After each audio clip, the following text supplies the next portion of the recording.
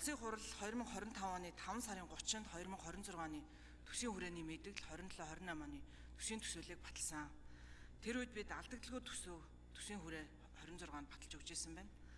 За бидний хувьд бол манай одоо энэ хугацаанд 3 сарын хугацаа өнгөрсөн байна. Энэ хугацаанд асар их зүйл өөрчлөгдсөн биш. 3 сарын хугацаанд үнийг хэлэхэд Орос Украины дайн гараад 3 жил гаруй болж байна. Трамп ерөнхийлөгч болоод худалдааны 2 дахь удаага ерөнхийлөгч болоо ингээ худалдааны ийм тариф л тогтоох нь тодорхой болоод 1 жил болсон байна.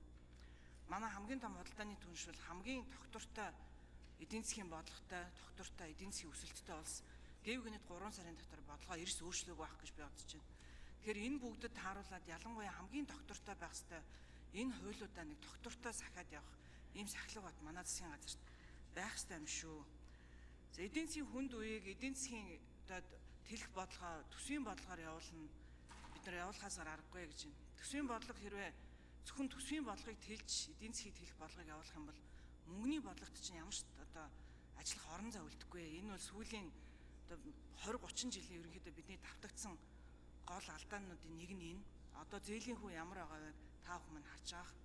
2026 онд улсын төсөв дээр нэг их найд орчим төгрөгийн тоног төхөөрөмж худалдаа авалт хийхээр билээ.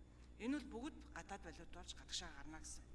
Тэгэхээр энэ бүгд дээр та бүхэн мань өөрснөө дүн шинжилгээгээ хийгээрэй.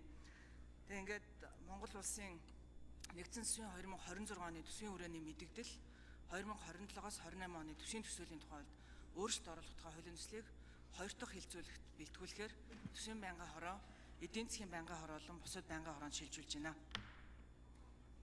За шинэ дэгийн дагуу бүх байнгын хороод хилцээр байгаа.